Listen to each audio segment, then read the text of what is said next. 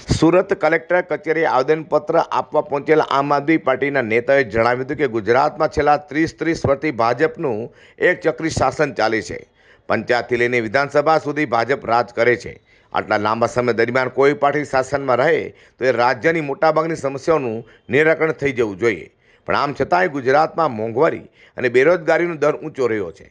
નાગરિક સુરક્ષાની સ્થિતિ કથળી જાય છે। શિક્ષણ અને સ્વાસ્થ્ય જેવી પાયાની સુવિધાઓ માટે નાગરિકોએ દેવાદાર થવું પડે છે। ખેડૂતો ખેતી છોડવા માટે મજબૂર થઈ રહ્યા છે। દલિતો અને આદિવાસીઓ ઉપરના અત્યાચારો ખૂબ જ વધી રહ્યા છે।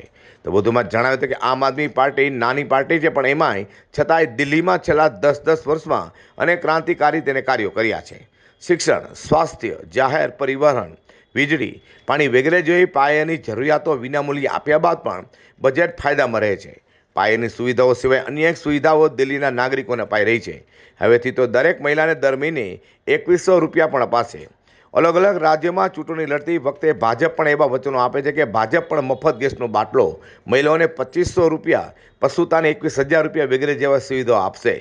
ત્યારે ગુજરાતના લોકોને સવાલ અમે થઈ રહ્યો છે કે જે ગુજરાતે ભાજપને આટલી સફળતા અપાવી, એ જ ગુજરાત આજે આ બધી સુવિધાઓથી વંચિત શા માટે છે?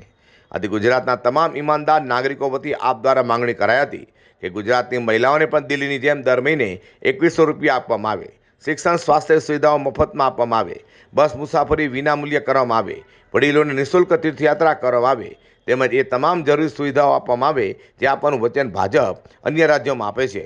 જે સુવિધાઓ દિલ્હીમાં આમ આદમી પાર્ટીની સરકાર દિલ્હીના નાગરિકોને આપી રહી છે તે જ રીતે ગુજરાતમાં આપે। જી, આજે સુરત શહેર આમ આદમી પાર્ટી સંગઠન દ્વારા માનનીય મુખ્યમંત્રીશ્રીને આવેદન આપવા માટે કલેક્ટર કચેરીએ કલેક્ટરશ્રીના મારફતે આપવા માટે આવ્યા છીએ।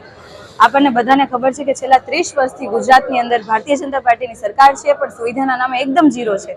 જ્યારે બીજી બાજુ દિલ્હીની અંદર ચૂંટણીઓ આવે છે એટલા માટે એમણે અરવિંદ કેજરીવાલજીની જે સુવિધાઓ છે, જે લોકહિતના કામો છે, એમણે સમાજ કલ્યાણ યોજના તરીકે એક મેનિફેસ્ટો બહાર પાડ્યો છે કે અમે પણ દિલ્હીની અંદર જો સરકાર બનશે ભાજપની તો 2100 રૂપિયા અમે મહિલાઓને આપીશું, 2500 રૂપિયા અને 21,000 પ્રસૂતા મહિલાઓને આપીશું ને વૃદ્ધોને પેન્શન ચાલુ કરીશું। એટલે એનો મતલબ એવો કે જે હાલમાં આમ આદમી પાર્ટીની સરકાર છે અત્યારે કામગીરી કરી રહી છે, એવી જ કામગીરી ભારતીય જનતા પાર્ટી કરશે અને એવી જ સુવિધાઓ આપશે। તો એક સમયે જ્યારે ગુજરાતની અંદર આ તમામ વાતો ચાલતી હતી કે દિલ્હીની અંદર જે સુવિધાઓ છે ગુજરાતની અંદર પણ આપવામાં આવશે, ત્યારે આ જ ભારતીય જનતા પાર્ટીના નેતાઓ એમ કહેતા હતા કે ભાઈ મફતનું ના ખપે, રેવડીઓ ના આપી શકાય, રેવડીઓ ના ઘટાય, પરંતુ આજે જ આ તમામ ભાજપના લોકો આજે અરવિંદ કેજરીવાલજીના રસ્તે ચાલી રહ્યા છે। ખરેખર ખૂબ ખુશીની વાત છે। તો અમારી એટલી માંગણી છે કે ગુજરાતની અંદર છેલ્લા 30 વર્ષથી ભાજપની સરકાર છે, તો અહીંયા પણ બહેનો માટે દર મહિને 2500 રૂપિયા આપવામાં આવે, મહિલા જે પ્રસૂતા મહિલા છે એમને 21,000 રૂપિયા આપવામાં આવે ને વૃદ્ધોનું પેન્શન ચાલુ કરવામાં આવે। આ તમામ પ્રકારની યોજનાઓ છે ગુજરાતમાં તાત્કાલિક ધોરણે લાગુ કરવા માટેની અમારી માંગણી છે।